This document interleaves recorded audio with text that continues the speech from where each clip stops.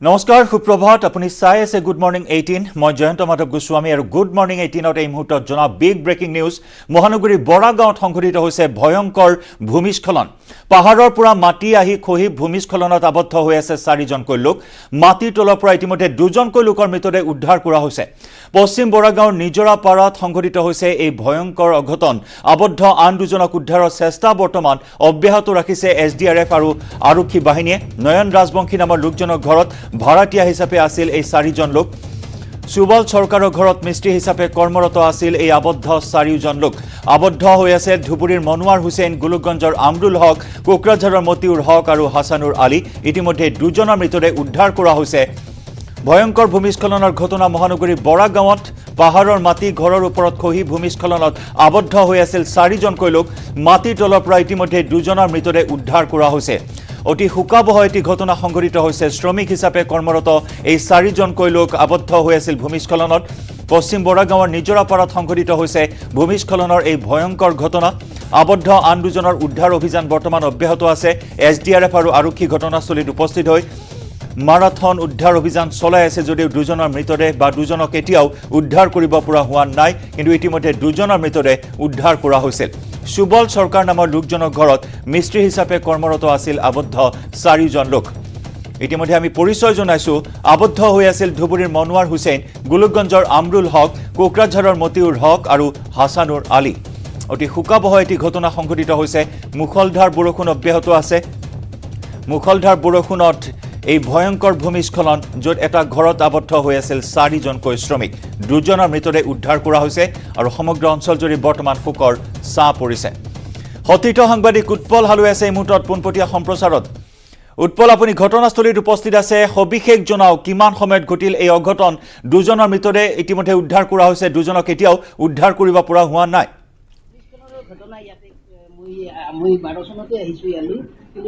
হয় চাওক জয়ন্ত আপোনাৰ জৰিয়তে সেই কথা উল্লেখ কৰিব বিচাৰিছোঁ যে পশ্চিম বৰাগাঁৱৰ নিজৰাপাৰত এই ঘটনা সংঘটিত হৈছে একেটা কোঠালি মই প্ৰথমতে সতীৰ্থই দেখুৱাব এটা বাসগৃহ এই বাসগৃহত 3টা কোঠালি আছিলে আৰু নিশা 1:30 বজাত যি যোৱাকালি নিশাৰ ভাগত মুখলধাৰ বৰষুণ আহিছিলে আৰু বৰষুণ অহাৰ পিছত এই যি আৱাসগৃহটো আছিলে আৱাসগৃহটোৰ শেষৰ ফালে থকা কোঠালিটো সম্পূৰ্ণৰূপে ধ্বংসস্তূপত পৰিণত হৈছিলে পিছফালে যিহেতু পাহাৰ আছিলে এইখিনিতে কিন্তু জয়ন্ত কিছু কথা উল্লেখ কৰিব লাগিব নিশা 1:30 বজাত এই ঘটনা সংঘটিত হৈছিলে আৰু 2:30 বজাৰ পৰাতে ইয়াতে আৰক্ষীৰ উচ্চপদস্থ বিষয়া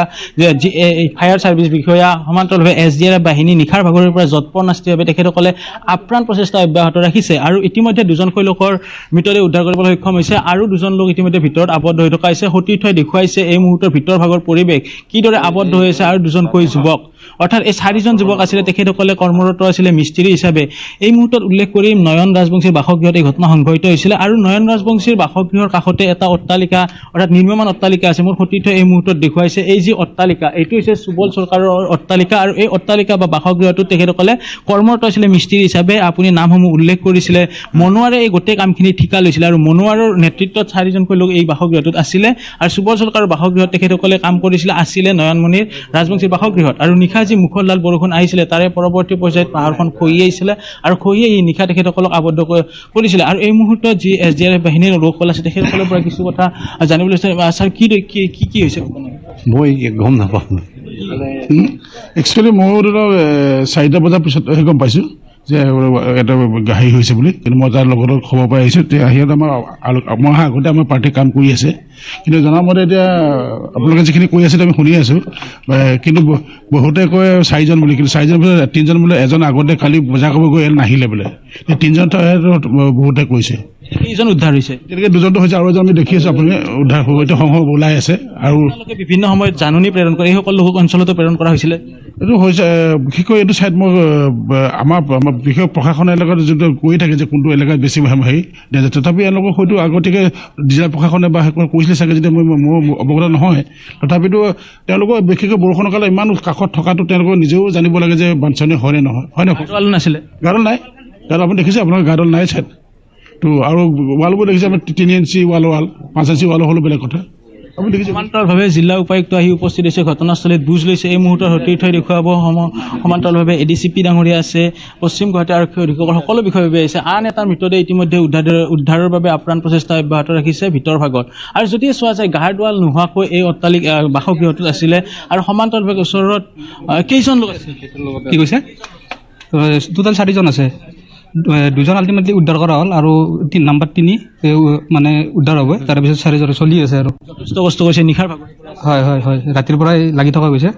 4 জন আছে বুলি ইতিমধ্যে স্পষ্ট কৰি দিছে ভিতৰ ভাগত, 2 জনৰ লোক ইতিমধ্যে উদ্ধাৰ হৈছে আৰু 2 জন লোক আবদ্ধ হৈ আছে আৰু এই মুহূৰ্তত আন এজনৰ ইতিমধ্যে মৃতদেহ উদ্ধাৰ কৰিব মোৰ সতীৰ্থই দেখুৱাইছে। আৰু মই পুনৰ উল্লেখ কৰিছোঁ, সুবল চৰকাৰৰ বাসগৃহত কৰ্মৰত আছিলে সেই শ্ৰমিক হিচাপে আৰু এই বাসগৃহতে তেখেতসকলে ভাড়া আছিলে। সন্মুখ ভাগত সুবল চৰকাৰৰ ঘৰ আৰু নয়নমণি ৰাজবংশীৰ ঘৰ পিছফালে। নয়নমণি ৰাজবংশীৰ ঘৰত ভাড়াতীয়া হিচাপে আছিল 4 জন শ্ৰমিক আৰু মনোৱাৰ হুছেইনে এই গোটেই কামটোৰ ঠিকা লৈছিলে। মনোৱাৰৰ সমান্তৰালভাৱে কোকৰাঝাৰৰ আছিলে আন 3 জন যুৱক আৰু 3 জন ইতিমধ্যে নিথৰ দেহ উদ্ধাৰ হৈছে আৰু এজনৰ ইতিমধ্যে চেপত পৰি আছে বুলি খবৰ লাভ কৰিছিলোঁ। আৰু যোৱাকালি নিশা 1:30 বজাত যিহেতু ভূমিস্খলনৰ ঘটনা সংঘটিত হৈছিলে, ইতিমধ্যে আমি যি SDRF বাহিনী অৰ্থাৎ ফায়াৰ আৰু ইমাৰ্জেঞ্চি ছাৰ্ভিচৰ বিষয়ববীয়াৰ লগত কথা পাতিলোঁ। তেখেতসকলে উল্লেখ কৰিছিলে যে নটিচ দিয়া হৈছে বা জাননী দিয়া হৈছে, সতৰ্ক কৰি দিয়া হৈছে যে পাহাৰ অঞ্চলত যিসকল লোকে বিপদজনকভাৱে বাস কৰি আছে সকলো সতৰ্ক হ'বৰ সময় হ'ল, নহ'লে এনেধৰণৰ ঘটনা সংঘটিত হ'ব। আৰু যোৱাকালি নিশাৰ ভাগত যদিহে চোৱা যায় মুখলধাৰ বৰষুণ হৈছিলে, যাৰ ফলতে এনেধৰণৰ ঘটনা সংঘটিত হৈছিলে। আৰু জয়ন্ত এইখিনিতে এটা কথা উল্লেখ কৰিম, এই বছৰৰ যদিহে চোৱা যায় এইটো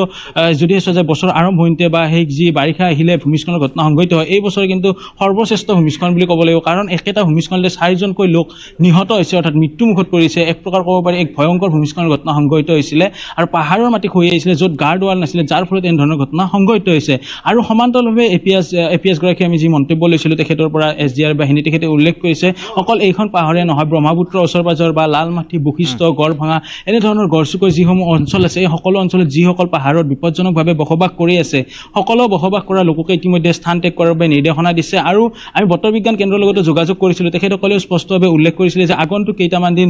অতিৰিক্তভাৱে বৰষুণ হ'ব। আৰু সেইদিনা মুখ্যমন্ত্ৰী ডক্টৰ হিমন্ত বিশ্ব শৰ্মাই এটা কথা উল্লেখ কৰিছিলে যে 5 মাহৰ বৰষুণ এইবাৰ এটা মাহতে হোৱা পৰিলক্ষিত হৈছে, যাৰ ফলত এনেধৰণৰ কৃত্ৰিম বানপানী হৈছে, সমান্তৰালভাৱে এনেধৰণৰ প্ৰাকৃতিক দুৰ্যোগৰ মুখামুখি হ'ব লগা হৈছে। আৰু মই পুনৰ উল্লেখ কৰিছোঁ এই প্ৰাকৃতিক দুৰ্যোগ কিন্তু এইবাৰ গুৱাহাটী মহানগৰৰ ভিতৰতে সৰ্বাধিক বুলি ক'ব লাগিব। কাৰণ একেলগে 4 জনৰ লোক মৃত্যুমুখত পৰিছে। গুৱাহাটী মহানগৰত বহু ভূমিস্খলন হৈছে কিন্তু একেলগে 4 জনৰ লোকৰ মৃত্যু হোৱা নাই। কিন্তু এই বছৰ যিটো আৰম্ভণিতে আমি ভূমিস্খলনৰ বাতৰি দিলোঁ এই বাৰিষাৰ, সেই কিন্তু 4 জনকৈ লোক ইতিমধ্যে মৃত্যুমুখত পৰিছে। মই পুনৰ উল্লেখ কৰিছোঁ পশ্চিম বৰাগাঁৱৰ যি নিজৰা পাৰ আছে, নিশা 1:30 বজাত এই ভূমিস্খলনৰ ঘটনা সংঘটিত হৈছিলে। কাষত আন 2টা কোঠালি আছিলে, সতীৰ্থ পুনৰ দেখুৱাব। এই কোঠালি 2টাত থকা লোকসকলে কিন্তু তেখেতসকলে প্ৰাণ থাকি ইয়াৰ পৰা ওলাই যাবলৈ চেষ্টা কৰিছিলে বা ওলাই গ'ল। তাৰ বিপৰীতে কিন্তু ওচৰত থকা যি 4গৰাকী লোক আছিলে, সেই 4গৰাকী লোক কিন্তু আবদ্ধ হৈ গ'ল, তেখেতসকল ওলাই যাব নোৱাৰিলে। উৎপল ইতিমধ্যে প্ৰশাসনৰ ভাষ্যৰ পৰা জানিব পৰা হৈছে যে এতিয়াও দৰাচলতে স্পষ্ট হ'ব পৰা নাই যে কিমানজন লোক আবদ্ধ হৈ আছিল। ইতিমধ্যে স্থানীয় লোকে দাবী কৰিছে যে 4 জন শ্ৰমিক আছিল, আনহাতে প্ৰশাসনৰ ফালৰ পৰা কোৱা হৈছে যে হয়তো 3 জনো থাকিব পাৰে। এজনে কিছু কামত বাহিৰলৈ গৈছিল আৰু তেওঁ উভতি নাহিল, এনেকুৱা এটা তথ্য এই মুহূৰ্তত লাভ কৰা হৈছে। যি নহওক উদ্ধাৰ অভিযান চলাই থকা হৈছে। কিন্তু উৎপল আপুনি যিখিনি কথা জনাইছে যে দুৰ্যোগ আৰু এই দুৰ্যোগত এনেদৰে দুৰ্ভোগ ভুগিবলগীয়া হৈছে মহানগৰবাসীয়ে, সেয়া লাগিলে মহানগৰৰ পাহাৰতে হওক, ভৈয়ামতে হওক, এফালে কৃত্ৰিম বানৰ তাণ্ডৱ আৰু আনফালে ভূমিস্খলনৰ তাণ্ডৱ। আপুনি জনাইছে যে প্ৰশাসনে নিৰ্দেশনা জাৰি কৰিছে, কিন্তু এই নিৰ্দেশনা কেৱল নিৰ্দেশনা হৈ ৰ'বনে, বাস্তৱ ক্ষেত্ৰত কিবা পদক্ষেপ গ্ৰহণ কৰিছে? কাৰণ যিকোনো এটা ভূমিস্খলন বা এনেকুৱা এটা অঘটন সংঘটিত হোৱাৰ পিছতহে গা লৰে প্ৰশাসনৰ।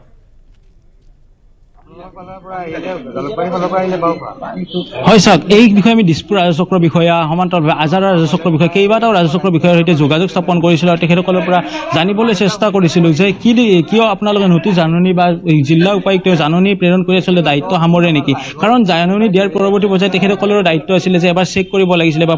পৰীক্ষা কৰিব লাগিছিলে এই বাসগৃহসমূহ তেখেতসকলে ইয়াৰ পৰা স্থান ত্যাগ কৰিছে নেকি। আৰু জয়ন্ত, এই মুহূৰ্তত আপোনাৰ জৰিয়তে এটা কথা মই উল্লেখ কৰিব বিচাৰিছোঁ যে ইয়াতে 4 জনকৈ লোক আছিলে, সেই কথা স্পষ্ট হৈছে। প্ৰথমতে যদিও এজন লোক বাহিৰলৈকে ওলাই যোৱাৰ কথা কৈছিলে, কিন্তু 4 জন লোক আছিলে। সেই 4 জনৰ নাম আমি ইতিমধ্যে লাভ কৰিছিলোঁ, মনোৱাৰ হুছেইন, আমৰুল হক আৰু সমান্তৰাল হাছিনুৰ আলু আৰু আন এজন ভট্ট বুলি। তেখেতসকলৰ মাজত মাতা নাম আছিলে ভট্ট, অৰ্থাৎ ভট্ট ওৰফে হাছিদুল। অৰ্থাৎ উল্লেখ কৰিব 4 জন লোক আবদ্ধ হৈছিলে, 3 জনৰ মৃতদেহ ইতিমধ্যে উদ্ধাৰ হৈছে আৰু এজন ইতিমধ্যে চেপত আবদ্ধ হৈ আছে। সেই কথা মই স্পষ্ট কৰি দিছোঁ। আৰু সমান্তৰালভাৱে যিয়ে আৰক্ষী হওক বা প্ৰশাসনৰে হওক, জিলা প্ৰশাসন হওক বা দুৰ্যোগ প্ৰশমন বিভাগৰ যি ধৰণৰ দায়িত্ব থাকে যে তেখেতসকলে নটিচ দিয়ে, অৰ্থাৎ জাননী প্ৰেৰণ কৰাৰ পৰৱৰ্তী পৰ্যায়ত তেখেতসকলে এদিনো পাহাৰসমূহ পৰীক্ষণ কৰিবলৈ নাহে যে এইসমূহ স্থান যিসমূহ বিপদজনক হিচাপে চিহ্নিত হৈছে, সেই বিপদজনকসমূহ স্থানসমূহ তেখেতসকলে পৰীক্ষা কৰি তাৰ পৰা সেই লোকসকলক উলিয়াই দিব লাগে। সেই ধৰণৰ কথা কিন্তু তেখেতসকলে নকৰে। যদি কৰিলেহেঁতেন এই ধৰণৰ ঘটনা সংঘটিত নহ'লহেঁতেন। আজি News 18 অসম নৰ্থ ইষ্টৰ জৰিয়তে যেতিয়া আমি মন্তব্য লৈছিলোঁ, তেতিয়া তেখেতে স্পষ্টভাৱে উল্লেখ কৰিছে যে যিসকল লোকে এতিয়াও বিপদজনকভাৱে বিভিন্ন এলেকাত মালিগাঁও, গৌচালা, গড়চুক, ফাটাচিল, ধীৰেনপাৰা, কটাবাৰী এইসমূহ স্থানত বসবাস কৰি আছে, তেখেতসকলক বিপদজনকভাৱে থকা লোকসকলক স্থান ত্যাগ কৰিব দিছে। আৰু কিছু সময় পিছত বৰষুণ হোৱাৰ সম্ভাৱনা আছে আৰু ইতিমধ্যে বৰষুণৰ সম্পূৰ্ণ পৰাল পৰিলক্ষিত হৈছে সেয়েহে হয়তো উদ্ধাৰ কাৰ্যত বিসংগতি ন সোনকালে উদ্ধাৰক আমিও সেয়া কামনা কৰিছোঁ কিন্তু অধিক বৰষুণৰ পিছত আন কিছু ঘটনা সংঘটিত হ'ব পাৰে আৰু ইয়াৰে যি ঘৰৰ স্বত্বাধিকাৰী আছে নয়ন ৰাজবংশী তেখেতৰ পৰা জানিবলৈ দাদা আপোনাৰ ঘৰত কেতিয়াৰ পৰা আছে কেতিয়াৰ পৰা আছিল ইয়াতে আজি এই বিল্ডিংটো কাম আৰম্ভ কৰাৰ পৰা মিস্ত্ৰীবিলাকে ইয়াতে কাম কৰি আছিলে চাৰিজন আছিলে আৰু যোৱা ৰাতি প্ৰবল বৰষুণৰ ফলত ভূমিস্খলন হ'ল ভূমিস্খলনত অকল সেই ৰুমটোতে এই দুটা ৰুমতো মানুহ আছিলে ইয়াতে সুবল চৰকাৰৰ পৰিয়াল আছিল এইটো ৰুমতো সুবল চৰকাৰৰ পৰিয়াল আছিল সেইটোত অকল মিস্ত্ৰীবিলাক আছিল চাৰিজন মিস্ত্ৰী আছিল গোটেই মিস্ত্ৰী কেইজনে এই ভূমিস্খলনত মাটি পুতি পেলালে ৱাল নটিচ দিছিল নেকি কিবা নটিচ দিয়া নাই তেখেতসকলে দিয়া নাই ইয়াতে আছিল একচুৱেলি তেখেতৰ এইটো ঘৰ সুবল চৰকাৰৰ এই মাটিখিনি নয়ন ৰাজবংশীৰ তাত আজিৰ পৰা 6 মাহ আগতে বিক্ৰী কৰিছিলে বিক্ৰী কৰাৰ পাছত এইখিনি মাটি এতিয়া নয়ন ৰাজবংশী তেখেতে ভাড়া দিয়া বুলি কৈছে সুবল চৰকাৰে উৎপল ইতিমধ্যে প্ৰশাসনে জনাইছে যে গাৰ্ডৱাল তাত নিৰ্মাণ কৰা হোৱা নাছিল গাৰ্ডৱাল নিৰ্মাণ নকৰাকৈ অট্টালিকা কেনেদৰে নিৰ্মাণ কৰা হ'ল এই সন্দৰ্ভতো কিছু জানিবলৈ চেষ্টা কৰক উৎপল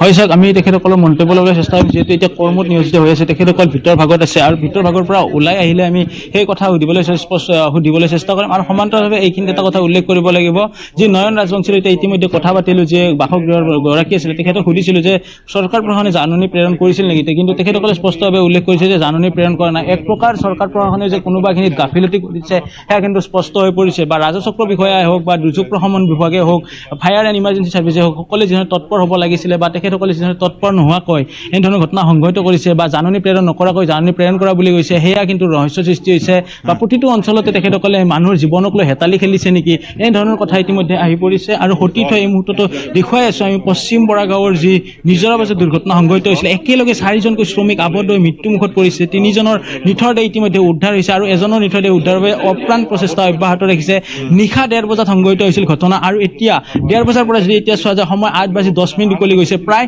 9 ঘণ্টা জোৰা অপ্ৰাণ প্ৰচেষ্টা অব্যাহত ৰাখিছে এতিয়ালৈকে আৰু এজন মৃতদেহ উদ্ধাৰ কৰিবলৈ সক্ষম হোৱা নাই তেখেতসকলে অপ্ৰাণ প্ৰচেষ্টা অব্যাহত ৰাখিছে গড়চুক আৰক্ষীক দেখিছোঁ সমান্তৰালভাৱে পশ্চিম গুৱাহাটী জিলাৰ অধীক্ষকক দেখিছোঁ সুবল চৰকাৰক দেখিছোঁ এই মুহূৰ্তত যিকেইগৰাকী লোকৰ অট্টালিকাটো আছিলে কৰ্মৰত হৈ আছিল সুবলৰ পৰা জানিবলৈ চেষ্টা কৰক সুবল চৰকাৰৰ পৰা জানিবলৈ চেষ্টা কৰক যে গাৰ্ডৱাল তাত কিয় নিৰ্মাণ কৰা হোৱা নাছিল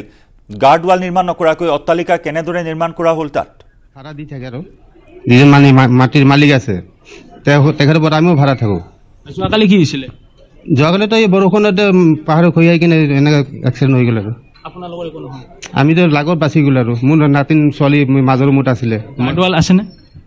গাৰ্ডৱালটো আমি পিছফালেও ৱালটো মজবুত দিয়া আছিল গাৰ্ডৱালটো দেখা নাই নাই যিটো ৱালটো ঘৰৰ এইটো অলপ উৎপল আপুনি সেই স্থানতে থাকক ঘটনাস্থলীৰ পৰা আমি প্ৰতি মুহূৰ্তৰ খবৰ আমি লাভ কৰিম আপোনাৰ জৰিয়তে আমি দৰ্শকসকলক আগবঢ়াম অত্যন্ত এটা ভয়ংকৰ ভূমিস্খলনৰ ঘটনা আৰু এই ভূমিস্খলনৰ পৰা শিক্ষা গ্ৰহণ কৰিব নে নাই বিপদসংকুলভাৱে বসবাস কৰা মহানগৰবাসী আৰু এই ক্ষেত্ৰত চৰকাৰ প্ৰশাসনে তৎপৰতা গ্ৰহণ কৰিব নে নাই সেয়া হ'ব অত্যন্ত এটা লক্ষণীয় বিষয় উৎপল কিছু সময়ৰ বাবে আমি বিদায় জনাম আপোনাক আৰু কিছু মুহূৰ্তৰ পিছতে পুনৰ সংযুক্ত হ'ম আপোনাৰ সৈতে ডায়াবেটিছ ৰোগৰ পৰিপ্ৰেক্ষিতত হ'ব পৰা চকুৰ সমস্যাৰ সজাগতাৰ বাবে নেটৱৰ্ক 18 দেশজুৰি আৰম্ভ কৰিবলৈ লৈছে নেত্ৰ সুৰক্ষা অভিযান এই অভিযানৰ দ্বিতীয় পৰ্যায়ৰ লক্ষ্য উদ্দেশ্য হ'ল দেশৰ সুৰক্ষাৰ সৈতে জড়িত সুৰক্ষা কৰ্মীৰ পৰিয়ালৰ তথা আত্মীয়ৰ মাজত ডায়াবেটিছৰ বাবে চকুত পৰিব পৰা প্ৰভাৱ সন্দৰ্ভত সজাগতা সৃষ্টি কৰা গুজৰাটৰ কচ্ছৰ ধৰ্মশালা যুদ্ধ স্মাৰকৰ পৰা এই অভিযান শুভাৰম্ভণি কৰা হ'ব য'ত উপস্থিত থাকিব গুজৰাট বিধানসভাৰ অধ্যক্ষ ডাক্তৰ নিমাবেন আচাৰ্য বিগত বৰ্ষত নেটৱৰ্ক 18 নেত্ৰ সুৰক্ষা অভিযানৰ প্ৰথম পৰ্যায় আৰম্ভ কৰিছিল যাৰ জৰিয়তে ডায়েবেটিছ ৰেটিনোপেথিৰ বিষয়ত দেশজুৰি সজাগতা অভিযান চলোৱা হৈছে আৰু এইবেলি দ্বিতীয় পৰ্যায়ৰ অভিযানত 30,000ৰো অধিক লোকৰ চকু পৰীক্ষা কৰা হ'ব at none other place than the BSF War Memorial in the Run of Kutch. It's a beautiful location, of course, Run of Kutch being world famous, but this memorial which is right behind me is an absolutely poignant tribute to the martyrs of the country, the martyrs of the 1971 war. But remember, the Run of Kutch is also extremely significant when it comes to India's borders, because this place is where the genesis of India's border security force took place, way back in 1965. In the run-up to the 1965 war with Pakistan, it is here in Run of Kutch that one of Pakistan's misadventures were rebutted by the Indian forces. And that's when India felt that it needed a specialized defense force, security force for the borders, and thus was birthed the Border Security Force. So I want to begin first up by paying our homage to India's martyrs and the Jawans who protect India's borders, which is the Jawans of the Border Security Force. In fact, many of them are joining us in our audience today. I want a big round of applause for the Jawans who are here. And I'll tell you why they're here, and I'll tell you why it is special that we are interacting with our Jawans today as we kickstart our Netra Suraksha campaign. But first up, how about a cheer for the Indian Security Forces, for the BSF. So I'm going to say Jai Hind, and everybody's going to say Jai Hind with me, right? All the Jawans and all the audiences. Jai Hind! Jai Hind! Jai Hind! Jai Hind! All right, with that energy bump, I want to introduce our aim here as far as this campaign is concerned. Now remember, just as the Border Security Force mans our borders and protects us with their watchful eyes, we want to protect the vision of not just our Jawans, but also their families. And therefore, this time around, we're taking the message of diabetes retinopathy to the defense forces and their families. And that's why we are here at the BSF War Memorial in the Run of Kutch. Remember, India is home to as many as 70 million diabetic patients. And every one of them is at risk for diabetes retinopathy, which eventually impacts your vision and leads to blindness. We want to prevent that. What are the challenges in that? And what you need to do? What does the medical community need to do? All of that will be discussed in just a bit from now. But first up, I want to introduce our esteemed guests. I want to begin with our chief guest today, Shrimati Dr. Nimaben Acharya, Honorable Speaker of the Gujarat Legislative Assembly, the first woman Speaker of the Gujarat Legislative Assembly, and of course, a multiple-time MLA. Doctor, thanks a lot for being with us. You're a doctor yourself, so there couldn't have been a better chief guest for our initiative. I also want to welcome Mr. Sanjay Srivastav, who's the DIG BSF of the Kutch sector. A big round of applause for our guests. Thank you so much, sir, for hosting us here. And once again, my congratulations to you, my salute to you and your forces for the job that they're doing. I also want to welcome Ms. Vaishali Iyer, Country Head Communications, Patient Engagement and CSR at Novartis India. Vaishali, thanks a lot for being with us. I'm really looking forward to hearing from you. And last but not the least, on the far side from me, Dr. Manisha Agarwal, Head of Vitro Retina and Clinical Research Services at Dr. Shroff's Charity Eye Hospital, New Delhi, and Joint Secretary of the VRSI, which is the Vitro Retina Research Society of India. She is a treasure trove of all the knowledge that you need as far as what is needed to prevent diabetes retinopathy is concerned. But first up, of course, we have a few surprises in store for you. So first up, we're going to go across to our guest and discuss a few things as far as diabetic retinopathy is concerned. I want to kickstart with you. Ma'am, you are from the medical profession. What do you make of this initiative? Because the awareness that is often needed takes time. Do you believe that an initiative like this can do the job when it comes to the awareness, first and foremost? First of all, I welcome Netra Suraksha campaign whole team. Thank you. Including Manpreet and Vaishali and Manisha and Brijesh ji, Mishra ji, the leader of media leader. Yes. I always say Brijesh ji is media leader. So I heartily welcome you at the border, This is a border where Pakistan is nearby. Yes. And we are sitting now in memorial. 1965, as you said, yes. The war was Pakistan and India. And at that time that we have got this war memorial. So, Netra Suraksha is very, very important. And when new Network 18 has started this campaign from the border.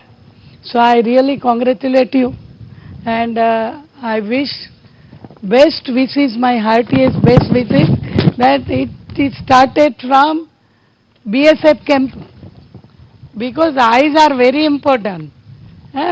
So Netra Suraksha is very important for BSF and all. And when you say that it is a diabetic retinopathy. Diabetes is such a disease. It is a hidden enemy. You never know that you are diabetic. But when you get regular checkup, then and then only you diagnose the diabetes. And because of diabetes, so many adverse effects on the body, especially kidney and heart and everything. But the effect on the eyes, diabetic retinopathy leads to blindness. And you know, the eyes are very important for the world which we see. And for BSF it is very, very important. You always say keep eye on everywhere. So you are keeping eye on the border. So this Netra Suraksha camp, we are starting from this border area, Dharmashala. So I really congratulate you all people, and I wish my heartiest best wishes to all of you. Thank you so much. Thank you so much. It is such a pleasure to have your blessings in kick-starting the second edition, and Vaishali is itching to talk more about it. But I want to go across to Mr. Sanjay Srivastava first. So we've mentioned how for the defense forces, fitness is obviously of utmost importance, but vision, like anybody else, is of supreme importance, especially for a force like yourself, isn't it? Your eyes, your watchful eyes are everything. So what do you make of the significance of this message, especially for the armed forces, for your Jawans and their families? Because under this campaign, this time around, we want to protect not just the vision of the Jawans, who may need some preventive help, but their families as well. So your take. This is excellent idea and very welcome step, and really, as ma'am has told, we welcome you at this place. Particularly, I want to emphasize that particularly serving at this place, which are very adverse for the survival, and we work on the scorching sunlight and very tough terrain. Eyes are frequently affected, and as ma'am has told us, that diabetes leads to blindness, and we are not aware of, I am suffering from diabetes only when we are getting frequent test, and then only we are aware that we are now prone to diabetes, and we have succumbed to diabetic patient. So আৰু কে আছিল network সুৰক্ষা অভিযান network 18 উদ্যোগত আইসু পুনৰ ভূমিস্খলনৰ খবৰলৈ মহানগৰীৰ বৰাগাঁৱত সংঘটিত হৈছে এক ভয়ংকৰ ভূমিস্খলন যি খবৰ ইতিমধ্যে আমি আপোনালোকক জনাইছো যে ভূমিস্খলনত আবদ্ধ হৈ আছিল 4 জন লোক আৰু ইয়াৰ মাজৰে ইতিমধ্যে 2 জন লোকৰ মৃতদেহ উদ্ধাৰ কৰা হৈছে আন 2 জনৰ সন্ধানত বৰ্তমান অভিযান তীব্ৰতৰ কৰি তোলা হৈছে যদিও এতিয়াও সন্ধান লাভ কৰিব পৰা হোৱা নাই আৰু এই 2 জন লোক যে জীৱন্তে উদ্ধাৰ কৰিব পৰা যাব তাত এই মুহূৰ্তত কোনো সম্ভাৱনা নাই কাৰণ ইতিমধ্যে 2 জন লোকৰ মৃত্যু হৈছে 2 জনৰ মৃতদেহ উদ্ধাৰ কৰা হৈছে শ্ৰমিক হিচাপে কৰ্মৰত আছিল এই 4 জন লোক নয়ন ৰাজবংশী নামৰ লোকজনৰ ঘৰত ভাড়াটিয়া হিচাপে আছিল নিশা প্ৰায় 1:30 বজাত সংঘটিত হৈছে এই ভয়ানক ভূমিস্খলনৰ ঘটনা পাহাৰৰ পৰা নামি অহা মাটিয়ে হেঁচা মাৰি ধৰে ঘৰটোত আৰু যি ভূমিস্খলনত আবদ্ধ হৈ পৰে 4 জনকৈ শ্ৰমিক 1:30 বজাৰ পৰা এই উদ্ধাৰ অভিযান চলোৱা হৈছে এই পৰ্যন্ত অব্যাহত আছে উদ্ধাৰ অভিযান 2 জন লোকৰ মৃতদেহ উদ্ধাৰ কৰা হৈছে যদিও আন 2 জনক এতিয়াও উদ্ধাৰ কৰিব পৰা হোৱা নাই আৰু হেউটিয়া খবৰ আহিছে আমাৰ হাতলৈ হেউটিয়া আপডেট যে 3 জন লোকৰ মৃতদেহ এই মুহূৰ্তত উদ্ধাৰ কৰা হৈছে আন এজন লোকৰ মৃতদেহ উদ্ধাৰ কৰা হৈছে এই মুহূৰ্তৰ ঘটনাস্থলীৰ পৰা SDRF আৰু আৰক্ষী প্ৰশাসনৰ লোক নিখাই ঘটনাস্থলীত উপস্থিত হৈ উদ্ধাৰ অভিযান তীব্ৰতৰ কৰি তোলা হৈছিল এজনকৈ এই মুহূৰ্তলৈকে 3 জনকৈ লোকৰ মৃতদেহ উদ্ধাৰ কৰা হৈছে ইতিমধ্যে স্থানীয় লোকে দাবী কৰিছে যে 4 জনকৈ লোক আছিল আবদ্ধ হৈ ইতিমধ্যে 3 জনৰ মৃতদেহ উদ্ধাৰ কৰা হৈছে আৰু আন জনৰ সন্ধানত বৰ্তমানে অব্যাহত আছে তীব্ৰতৰ অভিযান উৎপল আছে ঘটনাস্থলীত আমাৰ সৈতে উৎপল প্ৰতি মুহূৰ্তৰ খবৰ আপুনি আমাক জনাই আহিছে এই মুহূৰ্তৰ আন এক খবৰ যে আন এজন লোকৰ মৃতদেহ উদ্ধাৰ কৰা হ'ল যি 4 জনৰ পৰিচয় আপুনি আমাক জনাইছিল সেই 4 জনৰ ভিতৰত কাৰ মৃতদেহ এই মুহূৰ্তত উদ্ধাৰ কৰা হ'ল পুনৰবাৰ জানিব বিচাৰি হয় চাওক আমি ৰাতিপুৱাৰে ভাগৰ পৰা সেই বাতৰি ইতিমধ্যে উল্লেখ কৰিছো বা সেই খবৰ সম্প্ৰচাৰ কৰিছো ইতিমধ্যে 3জনৰ মৃতদেহ উদ্ধাৰ কৰা হৈছে যিগৰাকী এই বিল্ডিঙৰ যিগৰাকী আপোনাৰ শ্ৰমিক আছিলে মূল ঠিকাদাৰ আছিলে তেখেতৰ মৃতদেহ উদ্ধাৰ হৈছে তেখেতৰ নাম হৈছে মনোৱাৰ হুছেইন আনজন হৈছে মতিউৰ হকক উদ্ধাৰ কৰা হৈছে আৰু আমৰুল হকক উদ্ধাৰ কৰা হৈছে আৰু হাছানুৰ আলী নামৰ আন এজনৰ ইতিমধ্যে মৃতদেহ কিন্তু পুত খাই আছে হাছানুৰ আলীক ইতিমধ্যে উদ্ধাৰ কৰিবলৈ আৰক্ষীয়ে হওক বা SDRF হওক বা সমান্তৰালভাৱে ফায়াৰ এণ্ড ইমাৰ্জেঞ্চি ছাৰ্ভিচে যৎপৰোনাস্তি প্ৰচেষ্টা অব্যাহত ৰাখিছে মই পুনৰ উল্লেখ কৰিছো 3জনকৈ লোক ইতিমধ্যে উদ্ধাৰ কৰা হৈছে 3জন লোকৰ নাম মই উল্লেখ কৰিছো ইতিমধ্যে মনোৱাৰ হুছেইন তেখেতৰ ঘৰ ধুবুৰীত আৰু তেখেতে এই সুবল চৰকাৰৰ যি বাসগৃহত কৰ্মৰত আছিলে আৰু সেই অট্টালিকাটো যদি চোৱা যায় গোটেই কাম কাজৰ দায়িত্বত আছিলে আৰু মনোৱাৰ হুছেইনৰ নেতৃত্বত মতিউৰ হক আমৰুল হক আৰু হাছানুৰ আলীয়ে কৰ্মৰত আছিলে পিছফালে থকা নয়ন ৰাজবংশীৰ বাসগৃহত তেখেতসকলে ভাড়াতীয়া হিচাপে আছিলে আৰু কিছু সময় পূৰ্বে মনোৱাৰ হুছেইনৰ প্ৰথমতে মৃতদেহ উদ্ধাৰ কৰা হৈছিলে আৰু পৰৱৰ্তী পৰ্যায়ত মতিউৰ হকৰ মৃতদেহ উদ্ধাৰ কৰা হৈছে আৰু তাৰে পৰৱৰ্তী পৰ্যায়ত আমৰুল হকৰ উদ্ধাৰ কৰা হৈছে আৰু হাছানুৰ আলী ইতিমধ্যে কিন্তু তাত আবদ্ধ হৈ আছে আৰু হাছানুৰ আলীক আৰু কিছু সময় পিছতে প্ৰায় 15 পৰা 20 মিনিট সময় লাগিব বুলি আমাক জনাইছে আৰু 15 পৰা 20 মিনিট সময় পিছতে সেই মৃতদেহ উদ্ধাৰ হ'ব আৰু 4টাকৈ মৃতদেহ উদ্ধাৰ হোৱাৰ পিছতে এই যি অভিযান আছিলে সেই আৰক্ষী প্ৰশাসনৰে হওক বা ডিজাস্টাৰ মেনেজমেণ্টৰে হওক সেই প্ৰাকৃতিক দুৰ্যোগ প্ৰশমন বিভাগৰ সেই অভিযান সফল হোৱা বুলি উল্লেখ কৰিব লাগিব কিন্তু এইখিনিতে কিন্তু আন এটা কথা উল্লেখ কৰিম যে যদিও তেখেতসকল সফল কিন্তু কিছু ক্ষেত্ৰত বিফল বুলি উল্লেখ কৰিব লাগিব যে তেখেতসকলে সাধাৰণতে নটিচ জাৰি কৰি এই ধৰণৰ দায়িত্ব সামৰিছে কিন্তু আমি যি ধৰণৰ ইয়াৰ স্থানীয় লোকৰ পৰা মন্তব্য লৈছিলো তেখেতসকলে স্পষ্টভাৱে উল্লেখ কৰিছিলে যে কোনো ধৰণৰ জাননী দিয়া হোৱা নাই জাননী নিদিয়াকৈ কিয় ধৰণৰ ঘটনা সংঘটিত হ'লে তেতিয়া তেখেতসকলে কৈছিলে যে আমি বিভিন্ন অঞ্চলত জাননী প্ৰকাশ কৰিছিলো কিন্তু এই অঞ্চলৰ লোকসকলৰ লগত আমি কথা পাতিছিলো তেখেতসকলে উল্লেখ কৰিছিলে যে জাননী দিয়া নাই কিন্তু এনেকুৱা হ'ব পাৰে যে যিহেতু এই বিপদজনক অঞ্চল সেয়ে তেখেতসকলে এইটো মুখ খুলিব বিচৰা নাই তেনেকুৱা হ'ব পাৰে কিন্তু তাতকৈ ডাঙৰ কথা জাননী প্ৰেৰণ কৰাৰ পিছত যি ডিজাস্টাৰ মেনেজমেণ্ট বিভাগ আছে অৰ্থাৎ প্ৰাকৃতিক দুৰ্যোগ বিভাগ বা জিলা প্ৰশাসন আছে তেখেতসকলৰ দায়িত্ব থাকে যে প্ৰতিটো ঘৰ পৰীক্ষা কৰা যে তেখেতসকলে ঘৰসমূহ চেক কৰিছে নে নাই যিহেতু গাৰ্ড ৱাল নোহোৱাকৈ এনেধৰণৰ ঘৰসমূহ সাজিছিলে সেইলৈ কিন্তু প্ৰশ্ন উত্থাপন হৈছে আৰু সমান্তৰালভাৱে 3জনৰ মৃতদেহ উদ্ধাৰ হোৱাৰ পিছত তেতিয়া জিলা প্ৰশাসন বিভাগে কি ধৰণৰ ব্যৱস্থা লয় বা কি ধৰণৰ গুৰুত্ব সহকাৰে লয় অকল এইখন পাহাৰে নহয় পশ্চিম বৰাগাঁৱৰ নিজৰা পাৰৰ এইখন পাহাৰে নহয় লালমাটি হওক মই পুনৰ উল্লেখ কৰিছো গড়চুকৰ কটাবাৰী ফটাহিল বা ধীৰেনপাৰা এই বিভিন্ন ধৰণৰ পাহাৰসমূহ আছে যিসমূহ অতি বিপদজনক হৈ আছে বা লালমাটিতো আছে সেইসমূহ পাহাৰ ইতিমধ্যে কেনেদৰে সেইসমূহ স্থানলৈকে আৰক্ষী প্ৰশাসনে হওক বা দুৰ্যোগ প্ৰশমন ব্যৱস্থা বিভাগৰ লোকসকল গৈ পিনে তেখেতসকলক সজাগ সচেতন কৰে সেয়া কিন্তু লক্ষণীয় হ'ব আৰু যোৱাকালি যি মুখলধাৰ বৰষুণ আহিছিলে মুখলধাৰ বৰষুণ অহাৰ পিছতে নিশা 1:30 বজাত এনেদৰে গাৰ্ড ৱাল নোহোৱাকৈ অতি সহজে সেই যি 3 ইঞ্চিৰ ৱাল দেখিছো আমি 3 ইঞ্চিৰ ৱাল বাবে অতি সহজে সেই ভাঙি গৈছিলে আৰু ভাঙি যোৱাৰ পৰৱৰ্তী পৰ্যায়ত হেঁচা মাৰি ধৰিছিলে নিশা 1:30 বজাত আৰক্ষী প্ৰশাসনৰ লোকে খবৰ পাইছিলে 2:30 বজাত আৰক্ষী প্ৰশাসনৰ লোক আহিছিলে সমান্তৰালভাৱে SDRF বাহিনী আহিছিলে আৰু এতিয়া প্ৰায় 8:25 গ'লে এতিয়ালৈকে তেখেতসকলে উদ্ধাৰ অভিযান অব্যাহত ৰাখিছে কিন্তু এতিয়ালৈকে সম্পূৰ্ণৰূপে সফল হোৱা নাই কিন্তু 3জন কিন্তু সফল হৈছে এতিয়ালৈকে যি চোৱা যায় যি ওচৰত থকা এটা অট্টালিকা আছিলে অট্টালিকাটো আছিলে সুবল চৰকাৰৰ বাসগৃহত তেখেতসকলে কৰ্মৰত আছিলে আৰু সমান্তৰালভাৱে যদি চোৱা যায় নয়ন যিগৰাকী নাম উল্লেখ কৰিছিলো আমি নয়ন ৰাজবংশীৰ ঘৰত তেখেতসকলে ভাৰতীয় হিচাপে আছিলে ওচৰত 3টা কোঠালি আছিলে কাষৰ দুটা সুবল চৰকাৰৰ জীয়াৰী আৰু পুত্ৰী আছিলে তেখেতসকলে কিন্তু নিশা যেতিয়া শব্দ পাইছিলে শব্দ পাই ওলাই যাবলৈ সক্ষম হৈছিলে তাৰ বিপৰীতে কিন্তু শ্ৰমিককেইজনে ওলাই যাব নোৱাৰিলে আৰু সেই আবদ্ধ কথাতে আবদ্ধ হৈ মৃত্যু সাৱটি ল'লে ইতিমধ্যে 3জনৰ মৃতদেহ উদ্ধাৰ কৰা হৈছে আৰু এতিয়া কিন্তু এটা কথা উল্লেখ কৰিব লাগিব যে বতৰে কিন্তু যথেষ্ট বিঘ্নিত কৰাৰ সম্ভাৱনা আছে এতিয়া কাল ধুমুহা অহা পৰিলক্ষিত হৈছে এই স্থানত বৰাগাঁৱৰ যি স্থানত এই ঘটনা সংঘটিত হৈছে এই পশ্চিম বৰাগাঁৱৰ নিজৰা পৰা ইতিমধ্যে কাল ধুমুহা ৰূপ লৈছে আৰু ইয়াতে কিন্তু কিছু মানে যে তেখেতসকলৰ বেঘত জন্মিব সেয়া কিন্তু লক্ষণীয় হৈ পৰিছে যদি আমি উল্লেখ কৰিছিলো 15 মিনিটৰ ভিতৰত তেখেতসকল সফল হ'ব পাৰিলেহেঁতেন কিন্তু এতিয়া যি অনুকূল বতৰৰ পৰিস্থিতি দেখিছো বা এই স্থানটিতে বৰষুণ পৰা আৰম্ভ হৈছে আৰু সমান্তৰালভাৱে ধুমুহা অহা পৰিলক্ষিত হৈছে সেয়েহে এই স্থান ইতিমধ্যে কলা মেঘে আৱৰি ধৰিছে আৰু ইয়াতে যি 15 মিনিটতকৈ অধিক সময় লাগিব সেয়া কিন্তু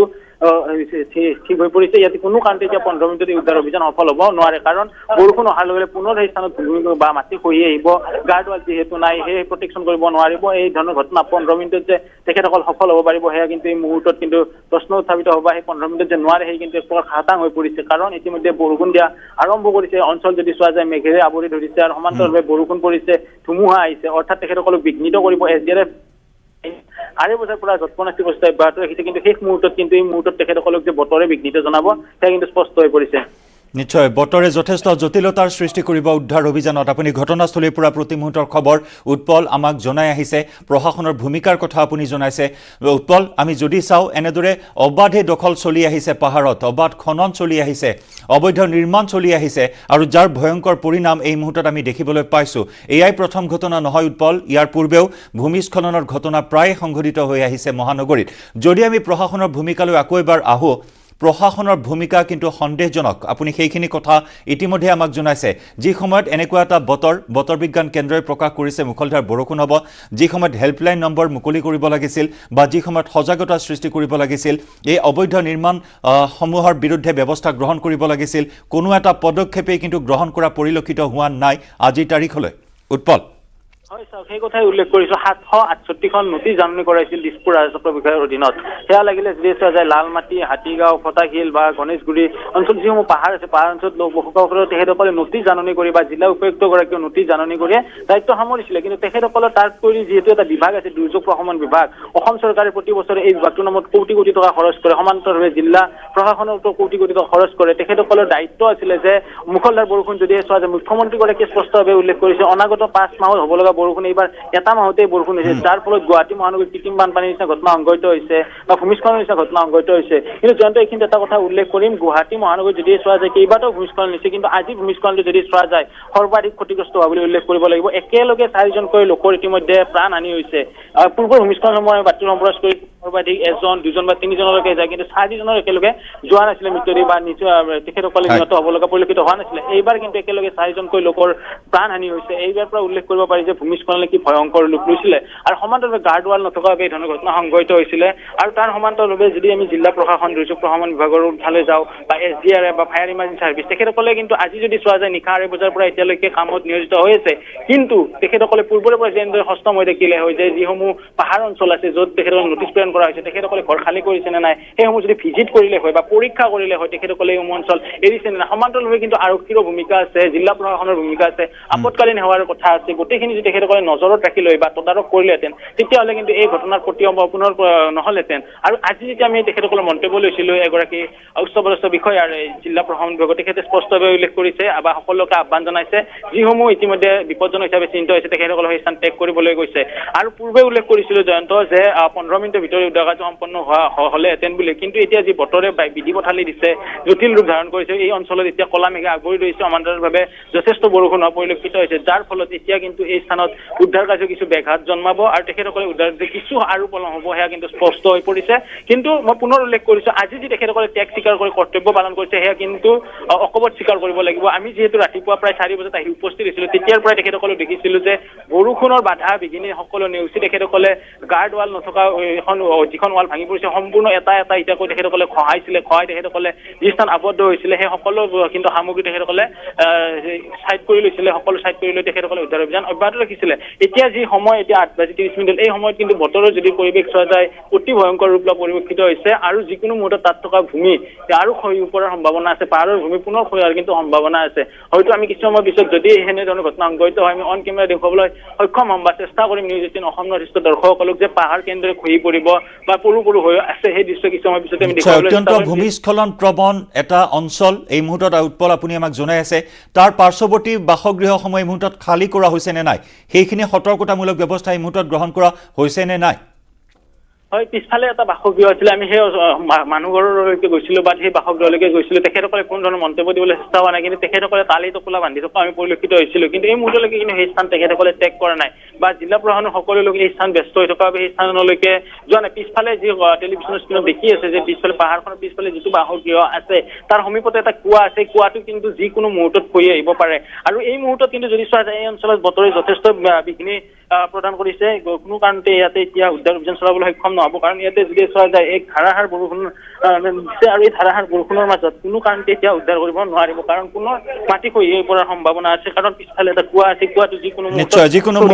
যিকোনো মুহূৰ্তত পুনৰ অঘটন সংঘটিত হ'ব পাৰে উৎপল আপুনি সেই স্থানতে থাকক প্ৰতি মুহূৰ্তৰ খবৰ আপোনাৰ জৰিয়তে লাভ কৰিম এটা বৃহৎ দল SDRF আৰু আৰক্ষী প্ৰশাসনৰ বৃহৎ দলে উদ্ধাৰ অভিযান চলাই আছে 2:30 বজাৰ পৰা এই পৰ্যন্ত প্ৰায় 8-9 ঘণ্টা উকলি গৈছে 3জনৰ মৃতদেহ উদ্ধাৰ কৰা হৈছে আৰু আনজনৰ সন্ধানত অভিযান বৰ্তমান অব্যাহত আছে আমি আপোনাক ইতিমধ্যে জনাই আছো যে ডায়াবেটিস ৰোগৰ পৰিপ্ৰেক্ষিতত হ'ব পৰা চকুৰ সমস্যাৰ সজাগতাৰ বাবে নেটৱৰ্ক 18 এ দেশজুৰি আৰম্ভ কৰিবলৈ লৈছে নেত্ৰ সুৰক্ষা অভিযান এই মুহূৰ্তত আমি গুজৰাটৰ পৰা পোনপটীয়া সম্প্ৰচাৰ আগবঢ়াম the people diabetes and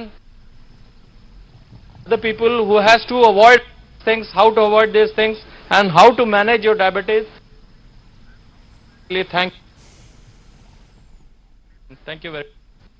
Thank you so much. Thank you, Shri Sanjay Avinash, Commandant 74 Battalion, BSF. And with that, I now request Shri Yashveer Huda, officiating Commandant 3rd Battalion, BSF, to start doing his eye test. And the eye test for Mr. Huda is now underway. He's our very first tester as far as these machines are concerned. This is a way for us to take that message of this eye test, which barely takes a few minutes really, and is going to be of great importance to you and your family to ensure that you don't suffer from diabetic retinopathy. And we also have, okay, so eye test is now underway. Just remember that this test takes only a few minutes but can actually prevent blindness. So it is important to understand that this is a preventative test that needs to be done every few months according to what your doctor is telling you, but do not delay it, do not procrastinate on it just because you're not having any symptoms. As the doctors on our panel have just explained, you will not feel any symptoms till it is already too late. And now, Shri Saurabh Singh, IPS Superintendent of Police, Butch, is also getting his eye test done. Thank you so much, Saurabh Singh, for coming here and supporting this initiative. So that's the second eye test of the second edition of Netra Suraksha, India Against Diabetes, in association with Novartis.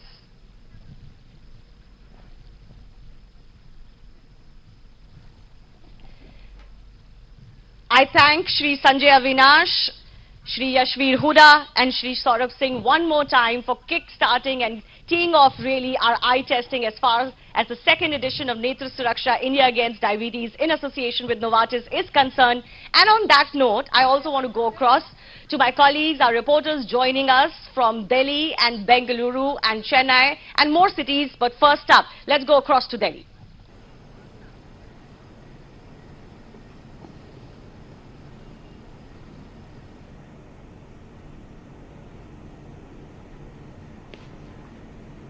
Well, Shwari, thank you so much for bringing us this great cause, and kudos to Network 18 as well for making people aware about the diabetic retinopathy. So we are joined by Dr. Mahipal Sachdev, who is a Padma Shri as well. We'll take a couple of questions from him. Sir, thank you so much for being a part of this particular cause. Also, sir, being a doctor yourself, if we talk about the impact of diabetic retinopathy, how much do you think that the vision is impacted? Is it the full percentage, 100%, the partial vision is lost, or is it even curable, or at what stage it is curable from your end? Okay, thank you very much. Indeed a pleasure to be here. I think it's a great initiative as regards Netra Suraksha, because people are not very much aware about the involvement of the eyes in cases of diabetes. As we all know that India is the diabetic capital of the world, diabetic retinopathy, if given a long enough time in an individual, diabetic retinopathy will tend to happen. That means the retina, which is the light sensitive part of the eye from which the light perception goes on to the brain, that starts getting affected because of what is known as diabetic retinopathy. And this primarily happens because of changes in the blood vessels and the small capillaries within the retina, because they become leaky and they pour out proteins and fluid, as also new vessels are formed which are fragile and they bleed. So this sum total is called as diabetic retinopathy. Now, if you look at people more than 50% of the age, 50 years of age, about 17% of them will be suffering from diabetic retinopathy. আৰু সেয়া আছিল নেত্ৰ সুৰক্ষা অভিযান network 18ৰ উদ্যোগত আমি খবৰ আপোনাক জনাই যাম, কাৰণ এফালে কৃত্ৰিম বানৰ তাণ্ডৱ আৰু আনফালে ভূমিস্খলনৰ তাণ্ডৱ, বিপৰ্যস্ত হৈছে মহানগৰীৰ জনজীৱন। সমান্তৰালকৈ ৰাজ্যৰ বিভিন্ন প্ৰান্তৰ খবৰ, বানপানীৰ খবৰ আমি জনাম। তাৰ পূৰ্বে লৈছো এটি চমু বাণিজ্যিক বিৰতি।